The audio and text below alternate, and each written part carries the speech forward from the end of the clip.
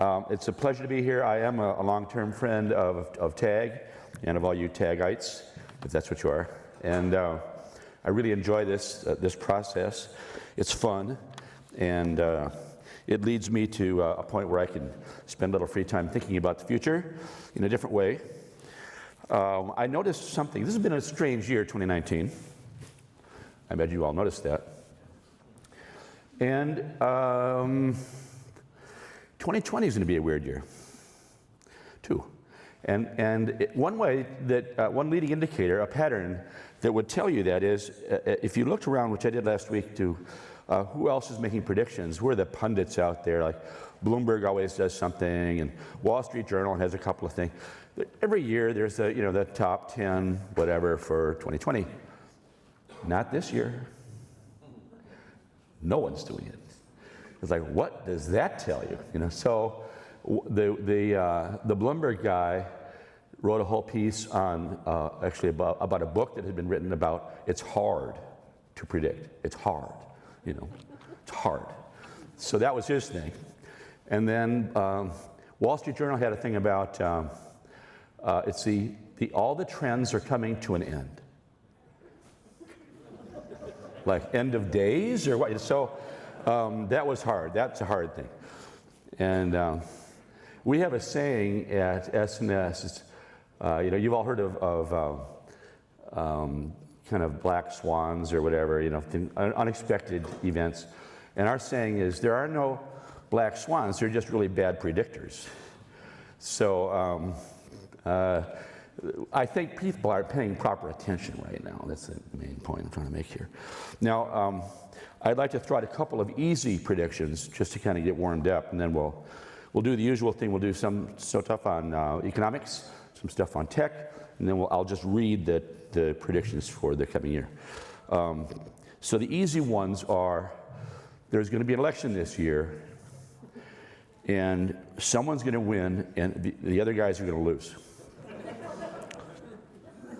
There's going to be a football game on Sunday, and a guy named Russell is going to turn and give the football to another guy named Marshawn. Okay, I'm done with that. Those were the easy ones.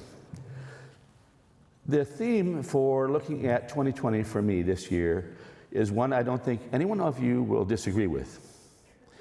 So the theme is, divided we fight. Right? That's what we're doing right now. Worldwide. It's not divided it's divided we fight. And no matter what business you're in, no matter what country you're in, that's what you're doing right now. It doesn't even matter about what. It could be about race, it could be about gender, it could be about politics, it could be about money, inequality. It doesn't matter.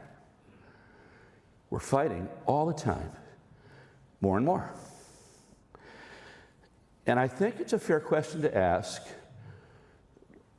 Last year, you'll remember, we talked about the net and the effect of the net on our psychology. And so I think it's a fair question to ask in terms of governance. When we see the eruption of a lot of nationalism and we see the growth of authoritarianism and all this kind of stuff going on, it's worldwide. Is it possible in the age of the internets to have democracy? Or are we driven inexorably toward authoritarianism and the control that they insist upon having over their own private China net or Russian net or whatever it's going to be next? Isn't there a connection socially, politically, between those two things? And that we have inadvertently made an experiment for ourselves about this question. I don't know the answer, but I'm seeing the result unfold. And it's worrying. It's a worrying thing. And what I worry about most is the division thing, the divided we fight. That it's not about what you care about or believe in or where you're from or what skin color you got or what party. Everybody is fighting. And it would be a fair question to ask all of you, what are you angry about right now? Because I guarantee you're all angry about something. And whatever it is, over dinner or at work, or like you're angry about something. What, And ask yourself, I think, it's a fair question, why? Why are you angry? You don't really need to be.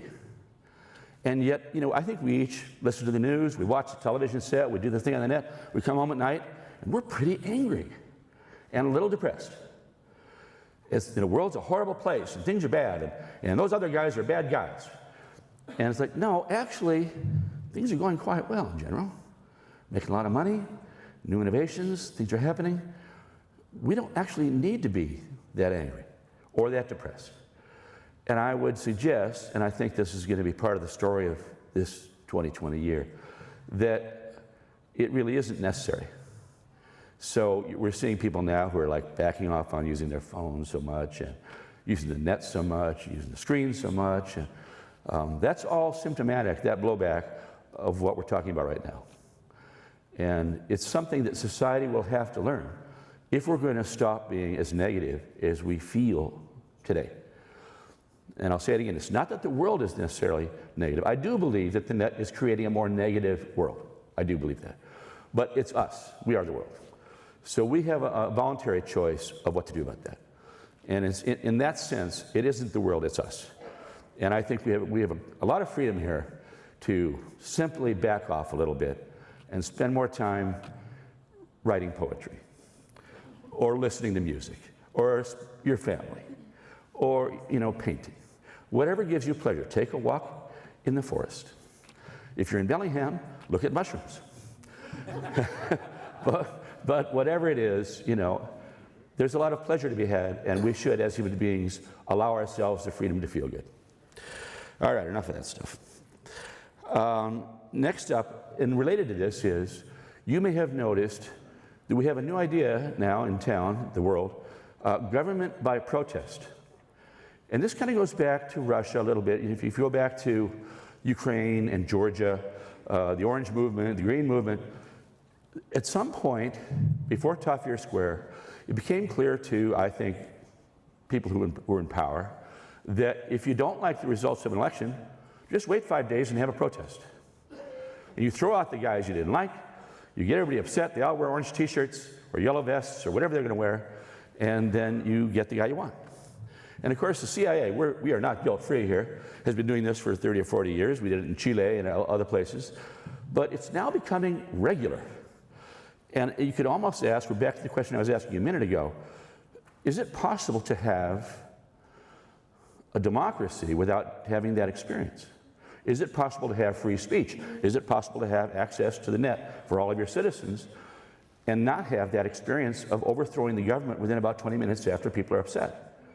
It's very easy to make people mad. We know that. And we know the Russians specialize in that. IRA, the research. We have a person here who's an expert on that. Disinformation and so forth. But it's not hard. It's just not that hard to make people really, really upset. Get them out in the streets, put on a green sweater, and get rid of those guys. And so then you're left with no government, and then you have to I think, you look around the world right now, a very large number of countries are experiencing that. I have a short list here. Venezuela, France, Egypt, Ukraine, Georgia, Libya, Lebanon, and more. This is happening every morning. And so I'm putting it out to you on an intellectual basis, is this now how we run things? Is protest the obvious part of democracy that's more powerful than the democracy itself, than elections? And if so, we're kind of screwed. We'll have to redefine democracy in terms of the net and anger and crowds and who can protest more, rather than who voted for whom.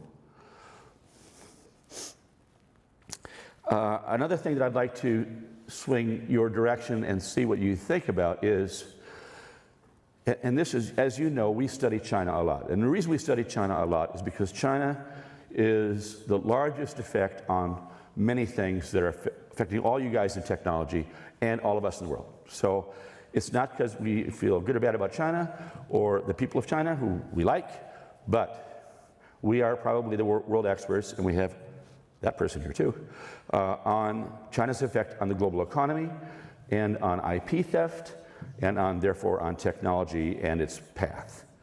So a lot of the things that are happening today, and I think one reason why the pundits were unable to predict this year goes back to the prediction that we shared with you 4 years ago.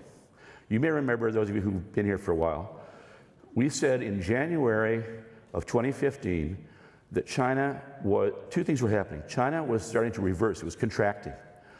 They were stumbling. They were having serious internal terror, fear problems about their own economy contracting, and they were going to try to hide it and fix it. And that's been going on since 2015. And now what we're seeing is two things. The tariff, we don't call it trade wars, we call it tariff, the tariff wars. And if you read the Wall Street Journal last week, you would completely get it wrong, which is why I'm bringing this up.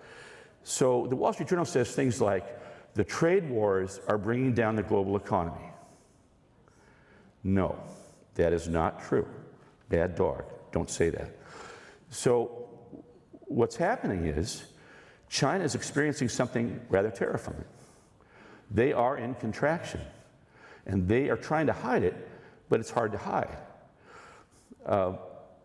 If all that were happening were that, most of the things that we would talk about for the rest of today would be true.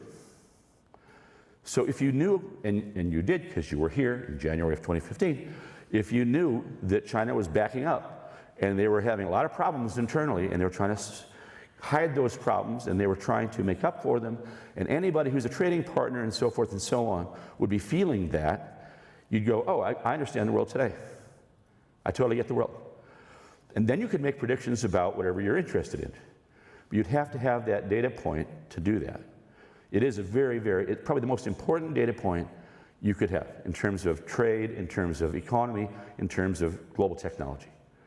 So you guys have that, that's helpful. Now let's go back to the tariff war, not the trade war. It turns out, we believe, that the model that China uses is based on the theft of intellectual property. We were the first people to really publicize that in America, the world, I think. So I think now you probably all agree. It wasn't clear 10 years ago, but now it's clear.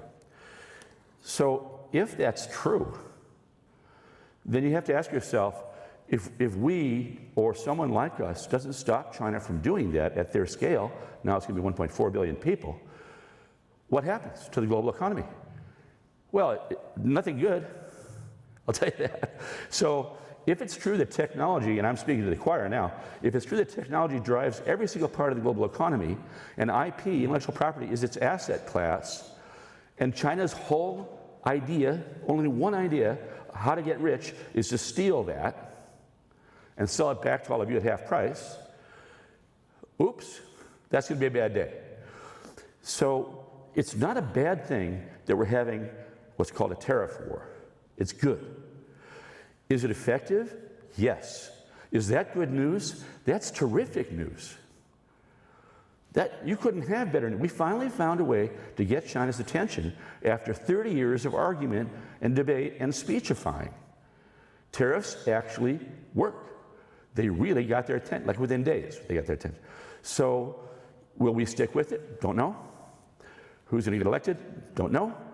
But we are really the leader in the world at trying to get this system to change its path from one of theft-based, subsidized selling on the global market to something better. And it worked with Japan. There's no reason it won't work with China, but it's harder with China. So instead of saying what the Wall Street Journal said, let's flip it. Instead of saying that, it makes it sound like Trump's trade war is ruining the global economy. No, China's choice of model is ruining the global economy, and Trump's tariff war is our only hope. And I'm not saying this because I'm a politician or I don't care. But we spend a lot of time looking for patterns in how the global economy works. And we're here today to tell you this is how it works. So if you care about inventing, and if you think that inventing and creating IP drives the global economy, this is the result of that. So that's where we are. And I think it's important to see that cart and the horse in the right order. I'll lighten this up a little bit soon. But also, what you also see are, and when we at Invent IP talk, we say, it feels a little bit like 1939. So if you imagine how the corporations were acting in that year, right? We had IBM selling to Hitler, We had General Motors selling to all the big corporations were selling to Germany, and they kept doing that, by the way, during the war. They just had shell companies doing it. So don't count on Apple. Don't count on Tim Cook to tell you the truth. Don't count on Boeing to tell you the truth. And I worry that just that David Cameron, just as with Neville Chamberlain, I just worry that we have all these short-termers who want to do quarter-by-quarter earnings hits and get paid their bonuses, and who are unwilling to face the truth, and who are lying to us and trying to lobby for the guys who ultimately will destroy their company. And that's just not very intelligent long-term. So I would encourage those of you who are in management not to do that. We're going to see a split, and the split is really coming from China. So you may have noticed that China announced 2 weeks ago, they went from this made in 2025 thing where they're going to have 80% Chinese goods and so forth in tech. They started throwing out people who were making personal computers and foreign companies that make software and so on. So they're literally forcibly ejecting foreign products now on a 3-year run. So 3 years from now, their goal is out. Now that was always true, I think, but it wasn't obvious. It wasn't stated in an obvious way. Now it's public. You can read it in the New York Times. So there's going to be a split, technically, between whatever China decides to do with standards and everybody else. And what will that mean for you is that there are going to be some choices here that no one ever had to make before. And we've had stuff like, you know, England's plugs are different from our plugs. But essentially, we're pretty good at 3G, 4G, 5G. You know, we're pretty good at standards. Well, 5G, The 5G area was where China made a stand, and they want to have their own 5G and have everybody else follow that. And we'll see how that works. I think they're going to lose that battle. But that's just the beginning of the fight. Suddenly, only chips made in China by China for China. So imagine chips. You put chips in computers, right? Well, which chips are you going to buy? The cheap ones? I guarantee they'll be cheap. Half price, 1/10 the price, 1/5 the price, free. There will be cheap chips available from MediaTek and from Chinese sources. Huawei's going to make chips. They're making them already. And they'll be sold on the global market. That's going to be a standard, just like Intel 88s were a standard. Well, which one are you going to buy? People in poor countries tend to buy cheap things. And it's hard even in a wealthy country to make the argument to spend money. All these things are going to come up in terms of your own BOM, your own build of materials. How are you going to build that computer? How are you going to build that server? Whatever you're going to do. Why did you double the price of the thing for you could have half price? Your boss will ask you. So this is going to be a big fight. And the world hasn't had a fight like this before in the information age, so it'll be new for all of us. Nations will face the same choice. So there are going to be sides here now. And this is going to be difficult. You can watch the Southeast Asian countries trying to struggle to be friends with the U.S., friends with China, It's very hard for them right now. Indonesia, Japan. Some countries are already owned. Cambodia is a fully owned division of China. There is no Cambodia, there's just China. And their naval ports, and the whole Belt and Road thing, this is not a secret. It starts as a commercial debt trap, ends up being a Chinese port. And the Navy goes there. So within a year or two after a deal, the Navy's going to go there. This is happening worldwide. So how will countries decide, do I do that port deal? Do I do that Belt and Road deal? It's free money, it's cheap money, and people will tend to want to do it. It's human nature. But soon enough, you're going to see, choose side, take a pick. Are you going to let the Chinese Navy, into your country or not? Yes or no? Are they going to have an operating port for a 99-year lease where you're not allowed on it yourself? They own that part of your country for 99 years? Like in Australia? So people got caught. Australia got caught off guard. They had no idea what they were doing. Now people are waking up, and it's going to be a really interesting contest of will and of interest to see both technically and geographically and militarily and strategically how these two sides work with each other. But I'll tell you one thing. It isn't going to be the way the propaganda comes out of the Chinese Communist Party. It's not going to be that Xi Jinping is a green leader or that the Belt and Road Initiative is a way of helping poor people. That ain't it. So as it becomes clearer, we think that there's going to be a new evolution of understanding China, which will help people make this decision. And we call it the Real China. It's the Real China Project. And here's the question, if you're the head of HP or something, if you knew, and I'm going back to 1939 again, if you knew that a country was the most repressive country in the world, had 1.5 million people in concentration camps against their will, was illegally stealing from all of your competitors and from you, was selling all that stuff at half price illegally on the open market, and on and on and on. If you knew that, you wouldn't deal with that country, right? You wouldn't. How would you explain it to your kids? How would you explain it to your colleagues? Why did you buy and sell with those guys? They've got 1.5 million people in concentration camps. Well, I didn't pay attention to that part.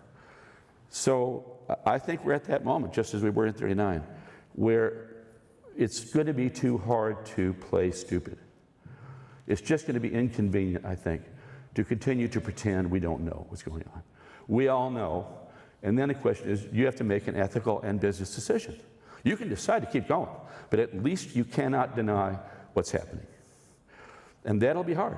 That's going to be interesting. And what we're seeing now, this is already happening in 2019, is companies are moving out of China, not just because of tariffs. Tariffs are part of it, but also for these reasons. And they don't want to have their IP stolen. That's probably the main reason. And so this is a shift in the world away from a country that was already in contraction in January of 2015. Well, what happens to them? That's interesting. That's a really interesting question. What we hope is that it gets their attention enough. It puts the fear of God into, or the fear of failure, into the Communist Party enough so that they change their ways. And they do just what Japan did. They focus on the parts of things they're really good at, like manufacturing. They improve that, and they stop stealing everybody's IP. And if that's the result, we're all going to be very, very lucky, and it'll be terrific. That will not happen in 2020. So this is the year of division, as I mentioned to begin with, and that's probably the most important part of it. I'm going to say one more thing about the outside world in general, geo stuff, and that is Scott Morrison. Does everybody know who Scott Morrison is? Okay. Australia. Scott Morrison is the Prime Minister. He is part of a party which is owned by the mining interests of Australia. Australia is a resource-based economy. 4/5 or something of their GDP comes from that. So, and they have a political system where within 15 minutes, if those interests aren't happy, they get rid of the Prime Minister and they put in another one, which just happened to my friend before Scott showed up. So Scott knows that he'll have 15 minutes before the phone rings if he says the 2 words global warming. He is not allowed to say global warming. If he says global warming, he's out. To watch him stand in front of the destruction of Australia and say how his hearts and prayers are, going out to the dead firefighters, I would be extremely surprised if he lasts for 3 months from now.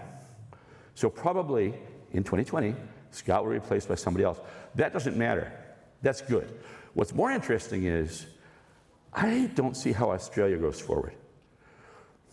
I mean, if you ever wanted to have a revolution, just do this, right? Just have people burned out of their homes, standing on the beach with their children, removed by the Navy in the night, and have the Prime Minister, have the ruling guys from the mining thing saying, don't worry about that. It's a vacation. So the people who run the mining companies are not stupid people. And even though they have a vested interest in this, they're really not stupid. I think that they've got to be sitting in some room somewhere, having some pretty serious conversations about, we have to change how we've run this country. And that's got to happen. I just think there's no way around that. They have to come out with an enlightened support package for the next guy when Scott gets hung by his toes in downtown Sydney. And that makes more sense for the country of Australia. Because they are the guys who are running it, but they're not leading it. They need to be leaders, and they're not doing that. All right, and then let's jump to technology. And I've mentioned this schism. I want to mention one thing about Huawei. People keep saying Huawei security, there's no back door. That isn't the point. I don't know why this is hard to understand. Huawei, first of all, a lot of lies about this company. Huawei is a direct offshoot of the PLA, the People's Liberation Army. That's who created Huawei. Huawei was created by stealing Cisco technology and shipping it with the Cisco name still on the manuals. That was the beginning of the company called Huawei. Huawei was financed by the PLA. Billions of dollars from the PLA in the early days went to build up. Huawei was nowhere, and suddenly they were a $3 billion company. How'd that happen? That was the PLA buying a lot of servers from, routers from Huawei. So at every step, including the Ministry of State Security, bailing them out when they needed to be bailed out, and putting in a woman who was a chairman who was from the MSS, which they don't like to talk about. So Huawei has a deep connection to MSS, to PLA, and that's their story. We all have a story, that's their story. So you don't have to ask, is there a back door? Or you don't have to listen to them say, we're not related to the state. They are the state. Huawei is the most important project China has.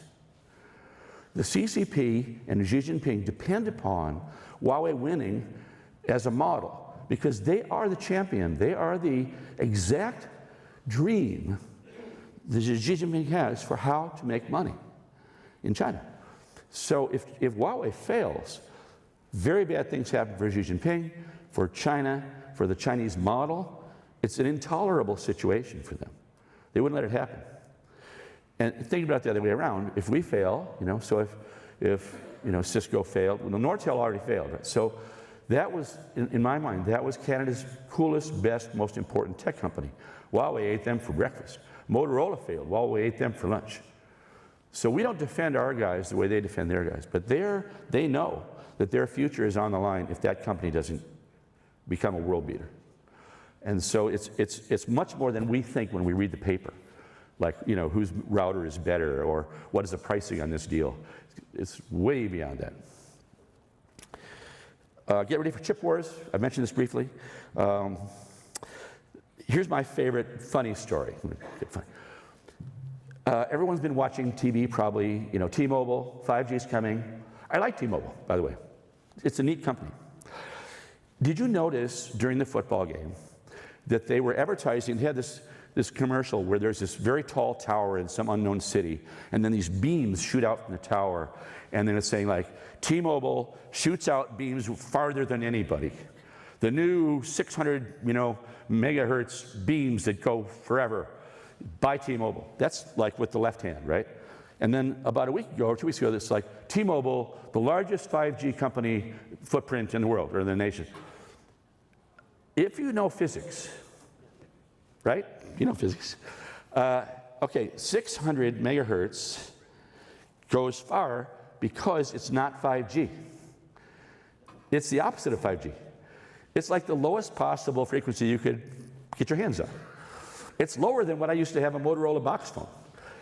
And then 5G is way, way up here. And they don't have any of that spectrum at all. They don't own any. So, I don't know, it's a joke. It's kind of a joke.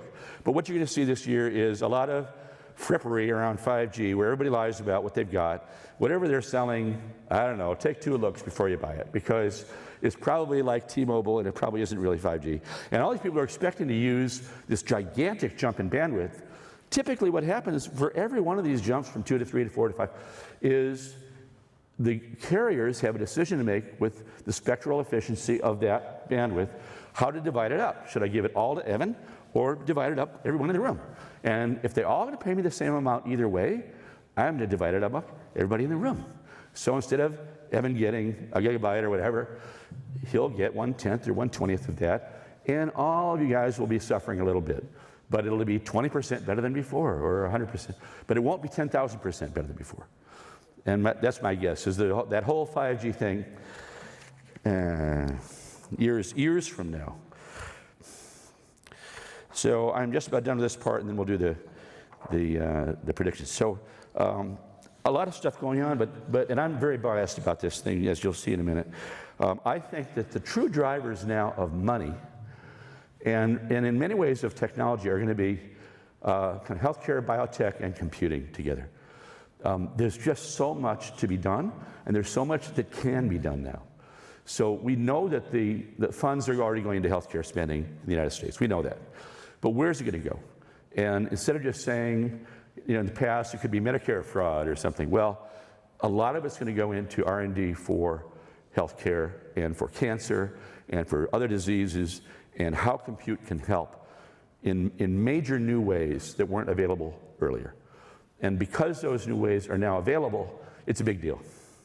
It's a new day in terms of the tech world. And although we've been talking about cancer for 30, 50, 100 years, and we've been talking about computers all that time, we're going to turn a corner in terms of the actual power of the compute systems that are going to be brought against those problems in a very productive way. And that's exciting.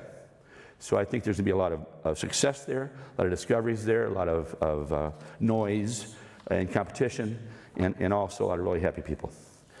So I think at that point I should let go of that stuff, and then let's do the predictions, and I think Paul and I are going to chat for a few minutes.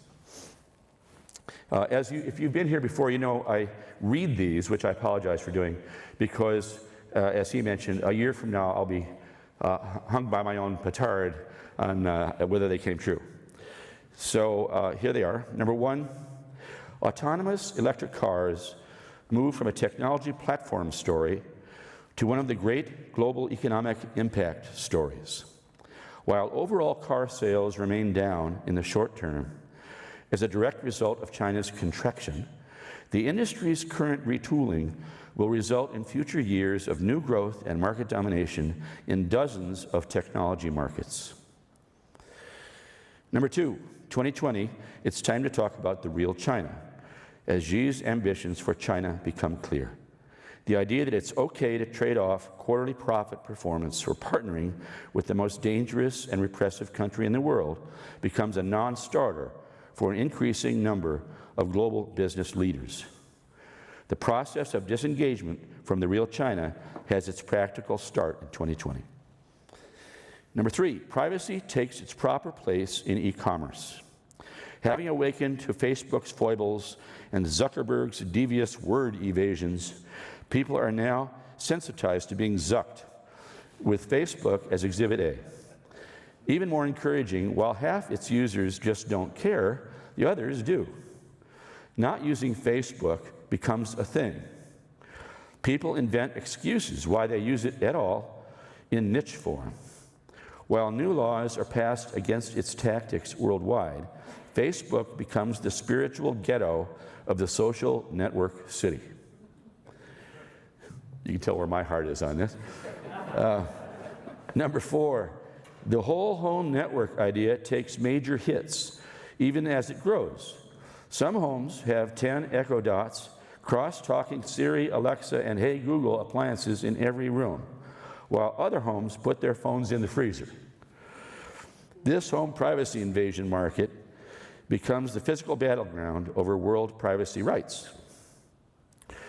Number five, the year of cloud confusion. Is it the AI cloud? The healthcare cloud? Cloud providers find themselves desperate to differentiate their data centers through new acquisitions weekly, racing to bring on their own proprietary pattern recognition processors as they urgently chase more money than they can imagine through Huawei's they are just now designing. Number six, net division will continue to harm society worldwide, pitting big companies versus countries, people against people, and countries against each other. CRINC, which stands for China, Russia, Iran, and North Korea. CRINC versus the rest of the world will destabilize the planet using the net. Number seven, Amazon emerges from the big tech scrum as the company that will just keep on growing forever, no matter what. Copycat Alibaba, eat your heart out. Number eight, the Boeing story becomes iconic, not just for the firm's well-publicized safety lapses, but as an international takedown target. Who will the Chinese Communist Party target next? Cars, chips, and smartphones, with terrific stakes at hand. What happens to China if Huawei loses? What happens to Germany with a declining Daimler or Volkswagen? Who will the new winners be, and what is it worth to their home countries to make it so? Boeing has a huge return in 2020. Number nine, the ride disruption business model capitulates with higher pricing, real differentiation, and corporate bodies everywhere. Electric scooters are headed for the dump, together with rental bikes of every color, cars to go that didn't, zipped cars that got unzipped, and other flashy transport flotsam that disappears, either dies, get bought, or limped off the stage into the day-glow night. 1 of 10 survives by charging enough to profit, but at horrible historic capital cost, certainly never to be reclaimed. Oh, and electric bikes do well. And number 10, major discoveries are made in cancer and computing together, as accuracy and scale of integration into safe and efficacious treatments dwarfs the past pace of advances. Life is complex, and it requires complex mathematics to be its proper partner. That's it. And so, Paul, if you want to talk a little bit. And I want to mention one little thing about the Boeing comments that I made. I promised Paul I would. Those of you who watched the whole MAX debacle unfold, if you were watching closely, you will have noticed something that had never happened before. China and their FAA, version of the FAA, was the first international regulator to shut down those planes. Now, we've been waiting for China with its C919 program for a decade to challenge Boeing. But even we didn't think that it would happen in this way. So imagine when our FAA said, we're not going to approve the MAX until every international agency approves it first. We'll be the last. When our guys said that, China must have sent them a bottle of champagne. So Boeing found itself in the middle of this fight that was started by China that wants to sell 737s. The C919 is a 737. It's kind of a mix between the Airbus and the... But it is a 737. It's destined for the same market. It's already being sold into that market in South Asia. And so what better way to get a real leg up on Boeing than to not let them fly in Asia and then, of course, in the whole world. So I'm not saying that... I'm really glad Dennis got fired. He should have gotten fired. And I'm really glad that Boeing's going to do a redo on their whole safety thing, because they need to. But there is another part of the story. All right.